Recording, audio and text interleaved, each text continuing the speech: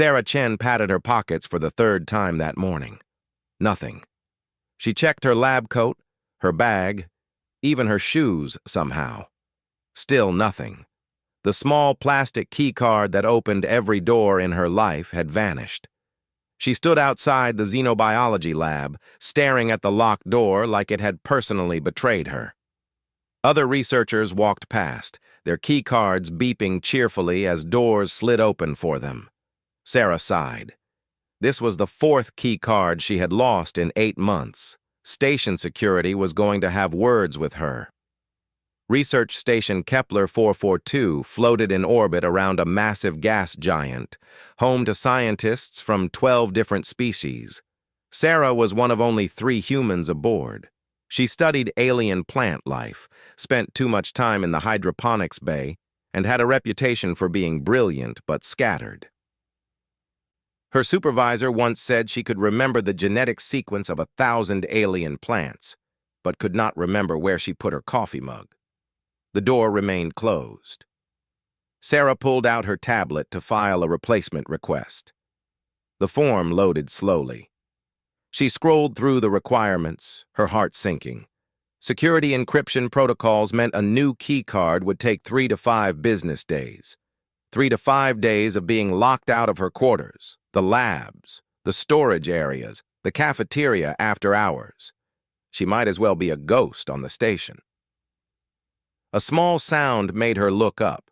6 pairs of eyes watched her from around the corner.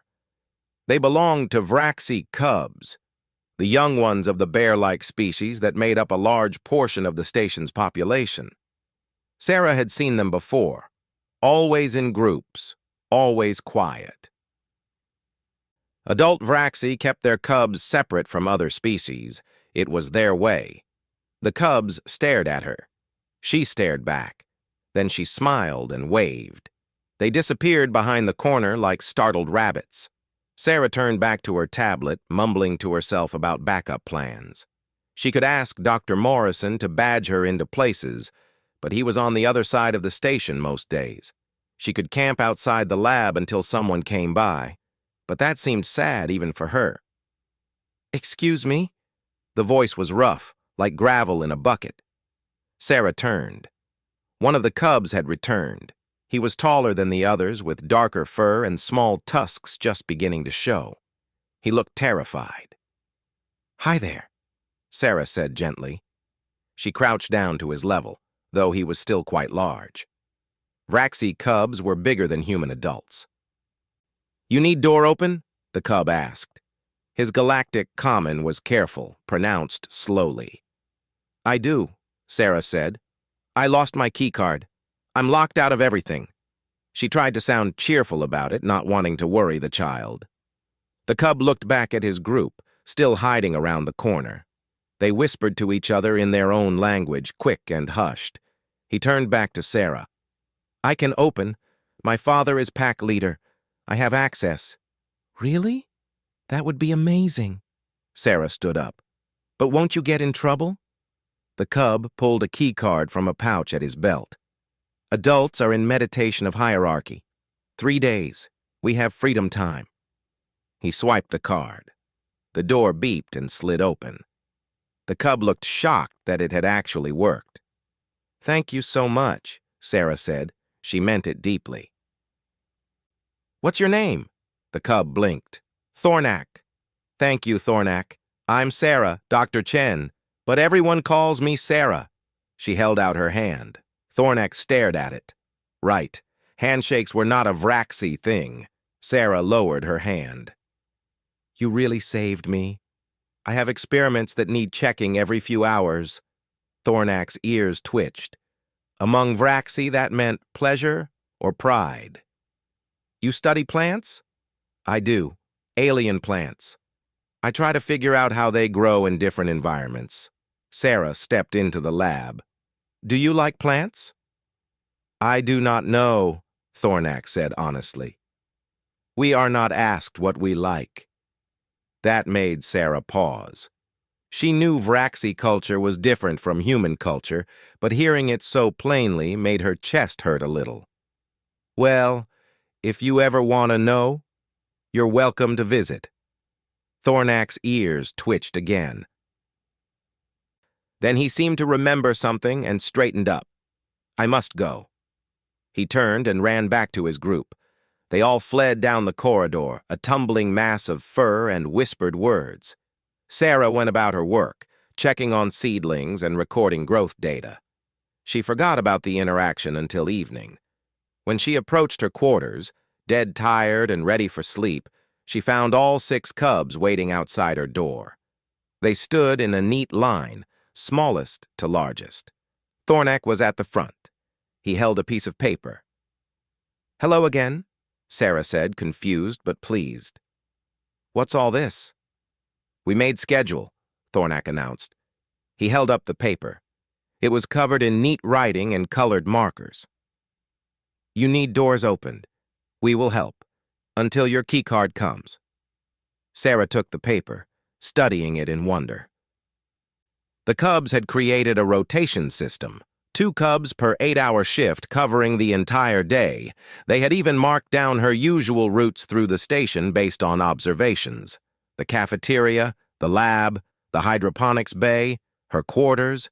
There were backup cubs listed for each shift in case of conflicts. Little symbols marked different doors. "You made this for me?" Sarah's voice came out soft. "Yes."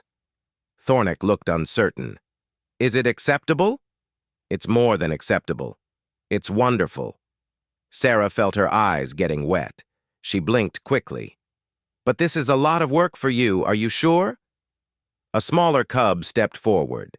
She had lighter fur and bright, intelligent eyes. "We want to help," she said. "You thanked Thornak. Adults do not thank cubs. We wish to see more of this strangeness." Sarah laughed, the sound bubbling up unexpected. "I'm definitely strange. Okay, if you're sure, I would love your help, but I want to know all your names." They introduced themselves one by one. Thornak, the eldest and the leader. Kessa, the smart one with questions in her eyes. Bryn and Volak, brothers who moved in mirror images of each other. Mira, quiet and watchful. And Jex, the smallest, who could not stand still for more than 10 seconds.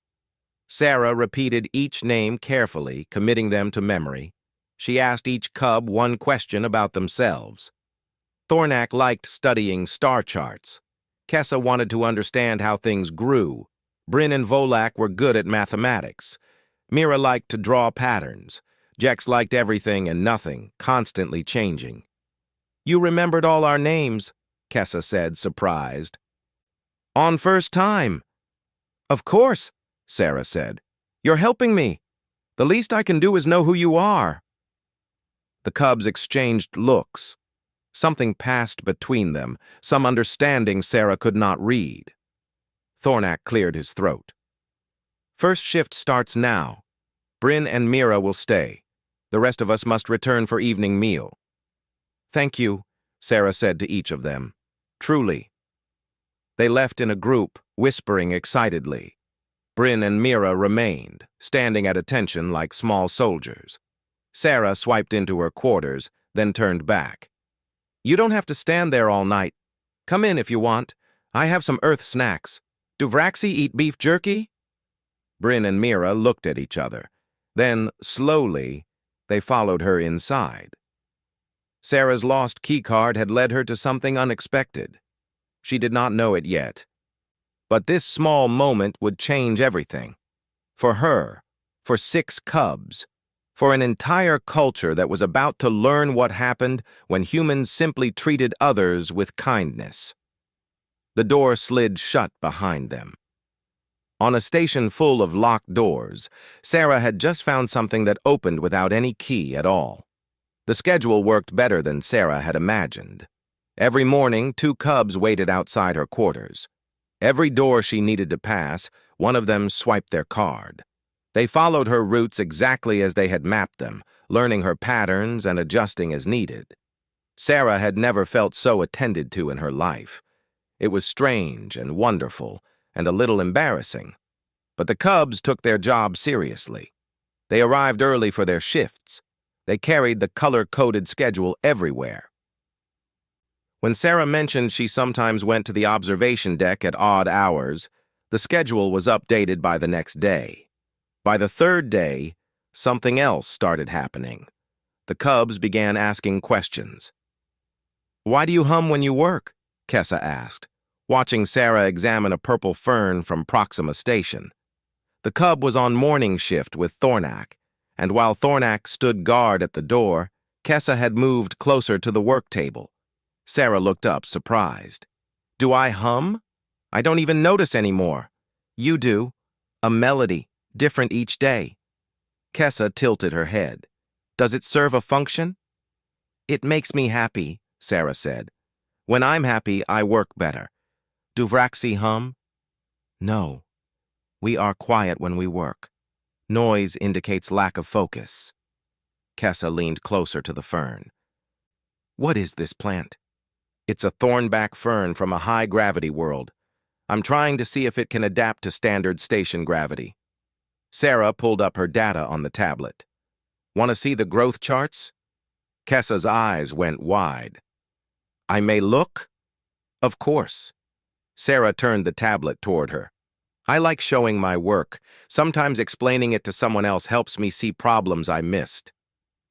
For the next 20 minutes, Sarah walked Kessa through her entire project. The cub absorbed every word, asking sharp questions that made Sarah pause and reconsider her own assumptions. When the shift ended, Kessa left reluctantly, looking back at the plants like she was leaving friends behind.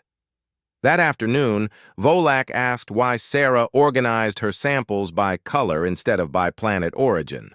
Sarah explained that color helped her remember them, that human brains often worked with visual patterns. Volak found this fascinating and inefficient in equal measure. The next day, little Jex asked why Sarah said thank you to the coffee machine when it worked. "Because I appreciate it," Sarah said, pouring her third cup of the morning. "It is a machine. It has no feelings." Jex looked genuinely confused. "I know, but saying thank you makes me more grateful. Makes me notice the good things, even small ones." Sarah smiled. "My grandmother taught me that. She said gratitude was like a muscle. You had to exercise it." "This is very strange," Jex declared. Then, after a moment, "I like it." Sarah started bringing snacks from Earth for the cubs. She had a small stash in her quarters, things she had brought from home or received in supply shipments. Beef jerky was a hit. Trail mix confused them. Chocolate, after careful checking that it would not harm Vraxi biology, became everyone's favorite. "This is made from beans?" Bryn asked, examining a chocolate bar like it was a scientific specimen. "Cocoa beans, yes. Then sugar and milk and processing." Sarah broke off pieces for him and his brother. "My species figured out how to turn beans into happiness." "Humans are strange," Volak said, but he took a second piece. Sarah learned about them too. Thornak wanted to be a navigator, guiding ships through dangerous space. Kessa dreamed of understanding how life adapted across different worlds. But Vraxi females were typically assigned to defense roles. Bryn and Volak wanted to study mathematics and engineering, working together as they always did. Mira drew constantly when she thought no one watched, creating intricate patterns that mixed geometric shapes with flowing designs. Jex did not know what he wanted yet, but he wanted to want something. By the end of the first week, other species on the station had noticed the arrangement. The Zentari, tall insectoid beings, found it amusing. One of them, a researcher named Click Waver, stopped Sarah in the corridor. "The small bears follow you everywhere," Click Waver observed, their translator rendering their language into Galactic Common. "It is like you have acquired young." "They're helping me," Sarah said. "I lost my keycard." "Yes, we know. The entire station knows. Some are taking bets on how long before you lose the replacement." Click Waver's antennae twitched with laughter. But the cubs seemed different, more alert, more curious. Sarah glanced at Mira and Jex, who were on shift. They stood straighter, trying to look professional. "They're wonderful kids." They are cubs, not kids. Important difference to Vraxi. Clickwaver leaned closer. But perhaps not to humans, yes? You see them as people, not as incomplete adults. Everyone is people, Sarah said simply. Why would I see them differently? Clickwaver made a sound like wind through leaves. This is why humans are strange, and why you make trouble without meaning to. Trouble? Sarah felt worry spike through her chest. The adult Vraxi emerged from meditation today. They will notice. Clickwaver touched Sarah's arm gently with one limb. Be prepared. The warning proved accurate. That evening, as Sarah finished her work, Thornak and Kessa on duty, a massive Vraxi adult entered the lab. He had to duck through the doorway. His fur was dark, marked with silver scars, and he wore the ceremonial sash of a pack leader. The cubs immediately dropped low, a Vraxi sign of submission. Sarah stood up, trying not to look frightened. The adult was easily 3 times her size. I am Grath, the Vraxi said, his voice deep enough to rattle the equipment. Pack leader, Thornak is my son. Dr. Sarah Chan, Sarah said, keeping her voice steady. Xenobotanist. Thornak has been very helpful. Helpful. Grath said the word like it tasted bad, his eyes, amber and sharp, fixed on his son. You have been opening doors for this human. Yes, father. Thornak did not raise his head. All of you, 6 cubs, following her, serving her. Grath looked at Sarah. This is inappropriate. I'm sorry if I've caused offense, Sarah started, but Grath held up one massive paw. You will come to the pack leader's office tomorrow, midday. We will discuss this matter. His gaze swept over the cubs. You 6 will also attend. This behavior must be addressed. He left as abruptly as he had arrived. The cubs remained low until his footsteps faded. Then Kessa looked up, her eyes worried. He is displeased, she whispered. It's my fault, Sarah said quickly. I'll explain that I asked for your help. You won't get in trouble. You do not understand. Thornak finally raised his head. In our culture, cubs do not receive thanks. Cubs do not receive individual attention. Cubs serve the pack and learn through silence and observation. What you have done, what we have done, goes against our ways. But you're people, Sarah protested. You have thoughts and feelings and dreams. Why shouldn't those matter? Because we are not yet adults, Thornak said. We have not earned the right to matter. The words hit Sarah like cold water. She looked at all 6 cubs, seeing them clearly, perhaps for the first time. They had not just been helping her. They had been drinking in every word of acknowledgement, every moment of being seen, like people dying of thirst. Well, Sarah said slowly, I think that's wrong, and tomorrow I'm going to say so. You will challenge a pack leader? Volak looked horrified and awed. I'll explain my perspective, Sarah corrected. Your father has a right to his concerns, but you 6 have a right to be seen, to be heard, to be appreciated for who you are. She smiled at them, trying to project confidence she did not entirely feel. We'll figure this out. The cubs looked at each other. Something passed between them again, that silent communication. Then Jex, smallest and boldest, spoke up. We are glad you lost your keycard, Dr. Sarah. Me too, Sarah admitted. Me too. Sarah barely slept that night. She kept rehearsing what she would say to Grath, how she would defend the cubs without making things worse. By morning, she had worn a path in her small quarters from pacing. The cubs arrived for their shift looking somber. Bryn and Volak stood outside her door, their usual energy dampened. They opened doors silently, without the questions that had become routine. Sarah tried to chat with them, but they gave short answers, clearly worried about what midday would bring. When the time came, Thornak appeared to escort her to his father's office. The other 5 cubs followed behind, a quiet parade through the station corridors. Other Vraxi watched them pass, their expressions unreadable to Sarah's human eyes. The pack leader's office was large and sparse. Vraxi did not decorate like humans did. The walls were bare metal. A single desk dominated the room, carved from dark stone. Grath sat behind it, looking even larger than he had in the lab. 3 other adult Vraxi stood along the walls, observing. Witnesses, Sarah guessed, or maybe judges. The cubs lined up at attention, their heads lowered. Sarah stood facing Grath, forcing herself to meet his amber eyes. "Dr. Chen," Grath began, his voice formal, "you have been on this station for 8 months. In that time, you have maintained appropriate distance from our people as is proper. Then you lost your key card." "Yes, sir," Sarah said. "I'm very disorganized with physical objects." "And my son offered assistance." "He did. He was kind when he didn't have to be." Sarah kept her voice level. "I'm grateful for that." Grath leaned forward. "And there begins the problem. You are grateful. You express this gratitude. You thank them, these cubs, repeatedly. You ask them about their interests. You give them food. You treat them as individuals." "Yes," Sarah admitted. "Because they are individuals." "They are cubs," Grath corrected. "Incomplete beings, learning their place in the pack structure.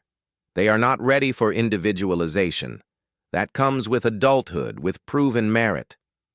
One of the other adults spoke up, an older female with gray in her fur. "In our culture, cubs serve without acknowledgement. This builds character. This teaches them that worth comes from action, not from words. What you have done, human, is teach them to expect praise for basic tasks. You have made them weak." Sarah felt anger flare in her chest. She took a breath before responding. "With respect, I disagree. I think I've shown them their worth. There's a difference." "Explain," Grath commanded. "In my culture, children need to know they matter, not because of what they do, but because of who they are." Sarah chose her words carefully. "When you acknowledge someone, when you see them, you're not making them weak. You're giving them the foundation to be strong." "This is human thinking," the older female said dismissively. "It does not apply to Vraxi." "Maybe." Sarah looked at the cubs, still standing with heads bowed. "But I've watched them this past week. They're more confident. They ask questions. They think critically. Kessa helped me solve a problem with my research because she felt comfortable offering her perspective. Is that weakness?" "She should not have spoken," Grath said. "Cubs observe. They do not participate." "Then you miss out on brilliant minds," Sarah countered. "Kessa has insights about botanical adaptation that surprised me. Volak sees mathematical patterns I overlook. Thornek has leadership skills even now. But if you never ask them, never listen to them, how will you know what they're capable of?" "We will know when they are adults," Grath said, "when they have earned the right to speak." "But what if—" Sarah started, then stopped. Something was happening. Little Jex, the smallest cub, was moving. He broke formation, stepping forward. The adult Vraxi stiffened. This was clearly a serious breach of protocol. "Jex, return to position," Grath ordered. "No, father." Jex's voice was small but clear. Grath's eyes widened. Sarah realized that Jex was Grath's son, too, younger brother to Thornak. "You dare," Grath began. "I must speak," Jex interrupted, which seemed to shock everyone even more. "You say Dr. Sarah teaches weakness, but she taught me about gratitude. She taught me to notice good things. She taught me that my thoughts have value, even when I am small." Jex turned to Sarah, then back to his father. "Before, I thought growing up meant becoming silent like adults. Serious, never playing, never questioning. I thought being adult meant not feeling joy." His voice grew stronger. "But Dr. Sarah feels joy. She laughs. She plays with ideas like I play with puzzles, and she is respected. She is an expert. She is strong. This is exactly what I warned against, the older female said. The cub has been corrupted with— Let him finish, Thornak said, stepping forward to join his brother. Another breach. Grath looked like he might explode. We were not just helping Dr. Sarah, Thornak continued. We were learning. She showed Kessa that females can study science, not just defense. She helped Volak with mathematics by asking questions that made him think differently.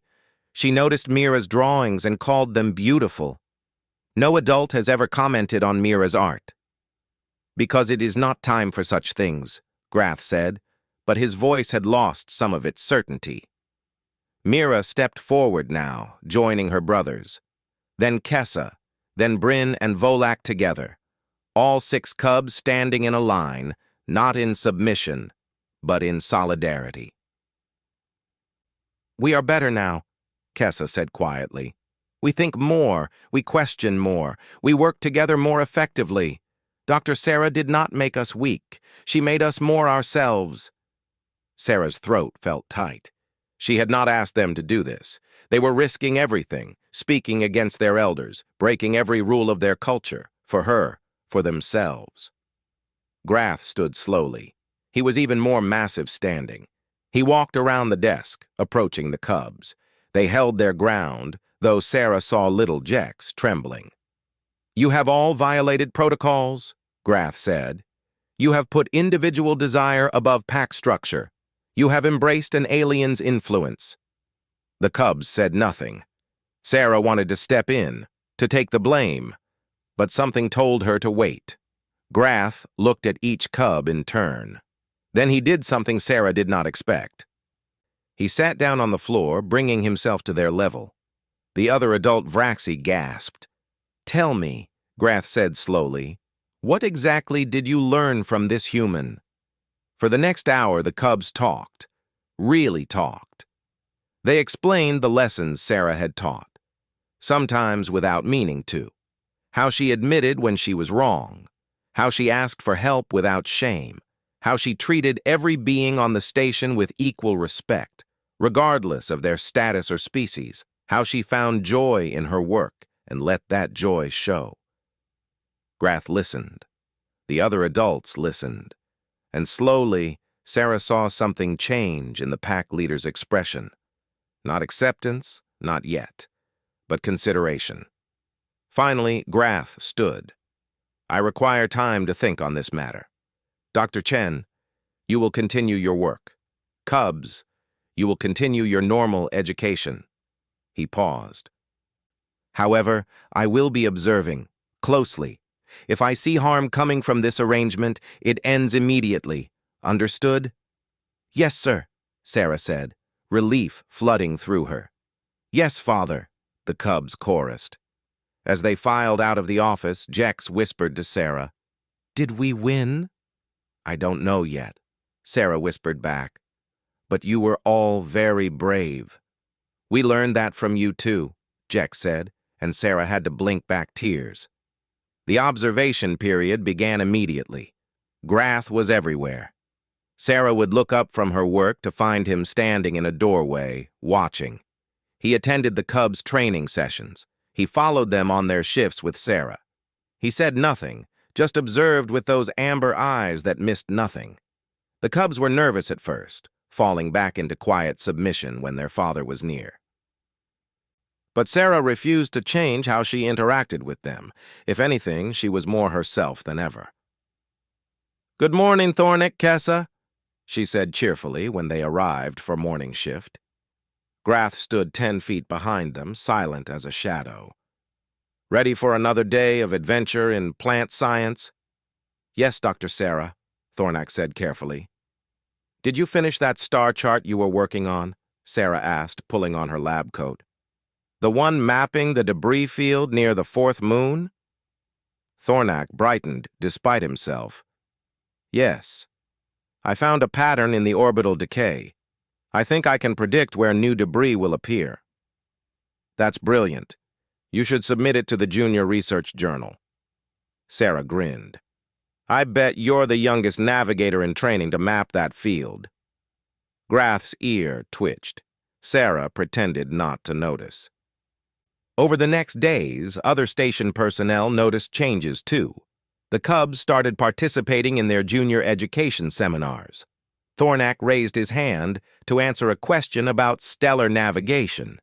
The instructor, a Vraxi elder, nearly fell over in shock when Thornak explained his debris field theory. Kessa requested assignment to help in the hydroponics bay. This was unprecedented. Vraxi females trained for security and defense roles, not agriculture. The bay supervisor, a friendly Zentari named Leaf Tender, agreed immediately. Kessa threw herself into the work, asking questions, making observations, even suggesting improvements to the watering system that increased efficiency by 15%. "The small bear is very smart," Leaf Tender told Sarah in the cafeteria. "She sees patterns in plant growth that take others years to notice." Grath overheard this conversation. He said nothing, but Sarah saw him watching Kessa work later that day, something unreadable in his expression. Bryn and Volak helped a struggling Zentari elder with station navigation calculations. The elder had been trying to plot an efficient route for supply deliveries for days. The brothers worked together, their mathematical minds complementing each other, and solved it in an hour. The elder praised them publicly in the cafeteria. The Cubs were embarrassed and pleased in equal measure. Even little Jex changed. He started a friendship club for Cubs of different species, organizing games and language exchanges. 3 Zentari younglings, 2 Kolari juveniles, and a shy Pelleran child joined. Jex ran the meetings with enthusiastic chaos, but the young beings seemed happy. Actual cross-species friendships were forming. Mira remained the quietest, but Sarah noticed her drawings becoming bolder. The Cubs sketched constantly now, mixing Vraxi geometric patterns with flowing human styles and Zentari angular designs. One afternoon, Sarah asked to see them. "They are just practice," Mira said, embarrassed. "May I?" Sarah waited for permission before taking the sketchbook. She flipped through pages of stunning artwork. "Mira, these are incredible. You're blending 3 different artistic traditions. That's not just practice. That's innovation." "Innovation?" Mira tested the word. "Creating something new from different pieces. That's what artists do." Sarah smiled. "Would you let me show these to the station curator? They display art in the main gallery." Mira looked terrified and thrilled. "My father would not approve." "Maybe ask him," Sarah suggested. "The worst he can say is no." What Sarah did not know was that Grath had been standing right outside the lab, listening to the entire conversation. That evening, he asked Mira to show him her drawings. She did, nervously. He looked at each one for a long time. "These are good," he said finally. It was perhaps the first individual compliment he had ever given one of his children. Mira cried, and Grath looked alarmed until she explained they were happy tears. But the real test came on the 4th day of observation. Sarah was debugging a gene sequencer when alarms blared through the station. Red lights flashed. Her tablet lit up with an emergency alert. Cooling system failure in biological containment area. The specimens in that area were dangerous, requiring specific temperatures. If the cooling failed completely, some could become active. Others could die, destroying years of research. "I need to get to containment now," Sarah said, already moving. Thornak and Mira were on shift. "We will help," Thornak said immediately. They ran through corridors, but Sarah's path to containment required passing through 3 high-security doors. She swiped Thornak's card at the first. Access denied. His clearance level was not high enough. "Take mine," Mira said, handing over her card. "Also denied." Sarah's mind raced. The containment area was losing temperature every minute. She pulled out her tablet to call for help, but communications were down, affected by the system failure. "Stay here," Sarah told the Cubs. She would have to run back to the main hub, get someone with higher clearance, and waste precious time. Specimens would be lost. Maybe worse. But Jex appeared around the corner, running at full speed. I heard alarms. What is wrong? Cooling failure. I need into containment, but clearance is not high enough, Sarah explained quickly. I know who has clearance, Jex said. Wait here. He pulled out a communication device, a small tablet the Cubs used to coordinate their shifts with Sarah. Calling all Cubs. Emergency. Need highest clearance levels at Dr. Sarah's location immediately. Within 3 minutes, all 6 Cubs had arrived, breathless. They had dropped everything and run. Kessa, you have botanical clearance from hydroponics, Jex said, not asking but knowing. Try your card. Kessa swiped. The first door opened. Volak, your mathematics work gave you engineering access, Jex continued. Volak swiped at the second door. It opened. Bryn, I saw you helping in medical. You have that clearance. Bryn swiped the third door. Green light. Access granted. Sarah stared at the Cubs. They had just coordinated a response faster than most adult teams could manage. They knew each other's skills, their access levels, their locations. They had worked as a perfect unit. How did you... Sarah started. You taught us to communicate, Thornick said. To work together based on ability, not hierarchy. To move fast and think smart. Go, Kessa urged. Save the specimens.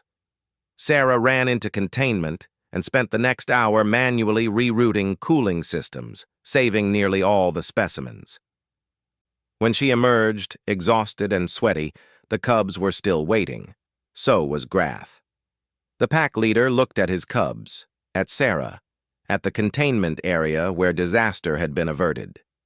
Explain what happened, he commanded. The Cubs did, talking over each other, excitedly describing their coordination. Jex had rallied them. They had identified who had which access. They had moved as a team. We did not follow hierarchy, Thornack admitted. We followed efficiency. We communicated instead of waiting for commands, Kessa added. We each contributed our strengths, Volek said. Grath was quiet for a long time. Then he looked at Sarah. You have taught them something I did not know they needed to learn. They taught themselves, Sarah said honestly. I just showed them it was allowed. Perhaps, Grath said slowly. That is the lesson. Permission to be more than what structure demands. He placed a massive paw on Thornack's shoulder. You did well. All of you. The Cubs froze. Praise. Direct individual praise from their pack leader. Thank you, Father, Thornack whispered. Sarah smiled. Something had shifted. She could see it in Grath's eyes, in the way he looked at his children. He was seeing them, really seeing them, perhaps for the first time. The observation period was not over, but Sarah thought, maybe they had already won. The message arrived on Sarah's tablet during breakfast. Station security had processed her replacement keycard. It was ready for pickup. 5 simple words that should have made her happy, but instead made her chest feel tight. The Cubs sat around her in the cafeteria, having long since abandoned the pretense of staying distant. Other species no longer stared. The sight of 6 Vraxi Cubs eating with a human had become normal over the past 2 weeks. Your keycard is ready, Kessa said, reading Sarah's expression. The Cub had gotten very good at understanding human faces. Yeah, Sarah tried to sound cheerful. No more bothering you all to open doors. You never bothered us, Thornick said firmly. This has been the best 2 weeks of my life. The other Cubs nodded agreement. Little Jex looked like he might cry. We can still visit, right? Bryn asked. We can still help in the lab? Of course, Sarah said quickly. If you want to. If your father allows it. I will allow it. Grath's deep voice made them all turn. The pack leader approached their table carrying a tray. He sat down, his bulk making the chair look like a toy. I have been thinking, observing, considering. Sarah waited, heart pounding. This was it, the final judgment. "What you have done, Dr. Chen, is unprecedented," Grath continued. "You have taken cubs from 12 Vraxi families and changed them, made them question, made them hope, made them believe they matter before they have earned status." "I didn't mean to cause problems," Sarah started. Grath held up a paw. "I did not say it was a problem. I said it was unprecedented. There is a difference." He looked at his sons, at the other cubs. "The galaxy is changing. Vraxi's strength has always been our unity, our hierarchy, our discipline. These things made us powerful, but they also made us isolated." He pulled out a data pad, showing Sarah a document. "I have been communicating with the Pack Council on our homeworld, presenting what I have observed here. The Cubs' improved performance in education, their ability to coordinate in crisis, their increased confidence and critical thinking." "And?" Sarah asked cautiously. "And they are interested. Skeptical, but interested." Grath's expression was hard to read. "I have proposed something called Bridge Studies, a program where cubs can learn from other species while maintaining their Vraxi identity, not replacing our culture, but supplementing it." Sarah's eyes went wide. "That's amazing." "It is controversial," Grath corrected. "Half the council thinks I have lost my mind, but the other half sees the same thing I see, our young ones thriving, combining Vraxi organizational skills with human collaborative approach, becoming stronger, not weaker." Kessa leaned forward. "Does this mean we can continue learning with Dr. Sarah?" "If you choose to," Grath said, and the phrasing was deliberate. Choose. He was giving them choice. "I have one condition, Dr. Chen." "Name it," Sarah said. "You must formalize this, create an actual curriculum, meet with me weekly to discuss progress, and most importantly, you must help me understand how to implement these human teaching methods in ways that honor Vraxi values." He looked uncomfortable. "I do not know how to praise my children.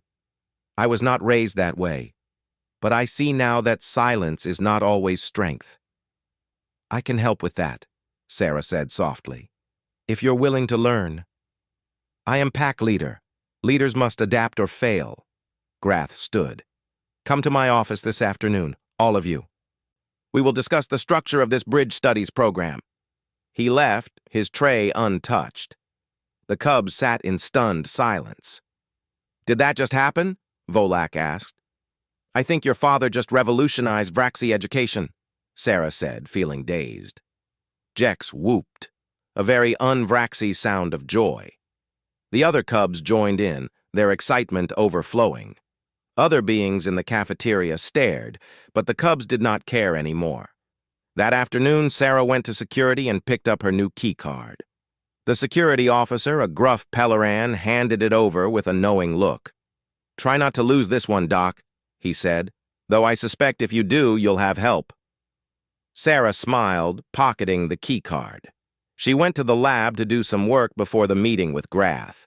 The cubs had their regular education during midday, so she was alone for the first time in weeks.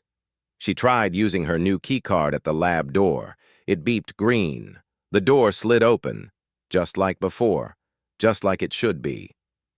Sarah stood there, looking at the open door, feeling something like loss. No cubs waiting, no cheerful greetings, no questions about what experiment she was running today, just her and her work and her keycard that worked perfectly. She went inside and tried to focus on her research, but her mind kept wandering to 6 cubs who had changed her life by simply being allowed to be themselves. That evening, the meeting with Grath went long. They discussed schedules, learning objectives, how to balance Vraxi traditional education with bridge studies. The cubs offered input, their ideas surprising the adults with their thoughtfulness. When it finally ended, Sarah walked back to her quarters. She was exhausted but happy. Thornick and Mira accompanied her on what would have been their shift if shifts were still needed. At her door, Sarah pulled out her keycard. Then she paused. "Actually," she said slowly, "could you open it, Thornick? I seem to have misplaced mine." Thornack stared at her. Then he saw the keycard in her hand, clearly not misplaced at all. Understanding dawned on his face. "Dr. Sarah, you are a terrible liar." "I know," Sarah admitted, "but I've gotten used to having company. And I thought maybe you had too." Mira's ears twitched with happiness. "We will get the schedule updated, 2 cubs per shift, rotating just like before." "Wait," Thornack said. "We do not need to anymore. You have your key card." "I know," Sarah said. "But maybe you need to. Maybe I need to. Maybe this was never really about the key card at all." The next morning, Sarah's tablet lit up with a message. New schedule attached, even more color-coded than before, with notes about which cubs wanted to learn which topics. At the bottom, a note from Jex. "We know you have your key card. We checked your pocket yesterday. We are pretending with you." Sarah laughed until she cried. Word spread across the station, the human who lost her key card, the cubs who helped her, the pack leader who changed his mind. Other species started asking about bridge studies for their own young. The Zentari wanted their younglings included. The Kalari requested information for their hive pods. 6 months later, Sarah stood in a station conference room, presenting to representatives from 12 species about cross-cultural education programs. Thornack assisted with the technical presentation. Kessa provided botanical examples. Mira's artwork adorned the walls, showing the beauty of cultural fusion. Grath stood at the back, watching. After the presentation, he approached Sarah. "You have started something large," he said. "Other Vraxi colonies are requesting information about bridge studies. Some call it revolutionary. Others call it dangerous." "What do you call it?" Sarah asked. "Necessary," Grath said simply. He looked at his cubs, thriving and confident, and still very much Vraxi. "The galaxy needs bridge builders. You showed me that humans excel at this, not because you are stronger or smarter, but because you see beings as individuals before you see them as types." "It's just how we are," Sarah said. "Yes," Grath agreed. "And that is terrifying and wonderful in equal measure." That evening, Sarah walked to her quarters. Bryn and Volak were on shift, though everyone now knew the shifts were voluntary, symbolic, a choice to continue something that mattered. At her door, Sarah pulled out her key card. Then, with a smile, she slipped it back into her pocket. "I seem to have misplaced it again," she said innocently. "You have not," Bryn said, but he swiped his card anyway. The door opened. "Thank you," Sarah said, meaning it completely. "You are welcome," both cubs replied, meaning it just as much. Sarah went inside, the cubs following for evening study session. Behind them, the door slid shut on a station that had learned something profound. Sometimes the best discoveries come not from finding what was lost, but from recognizing what was there all along. All beings need to be seen, to be heard, to be told they matter. Humans had always known this simple truth. Now, thanks to 1 lost key card and 6 brave cubs, the rest of the galaxy was learning it too. And somewhere in Sarah's quarters, tucked in a drawer where she knew exactly where it was, her key card sat unused. Some losses, she had discovered, were actually gains. The door-opening shifts would continue, not because they had to, but because they chose to. That choice made all the difference.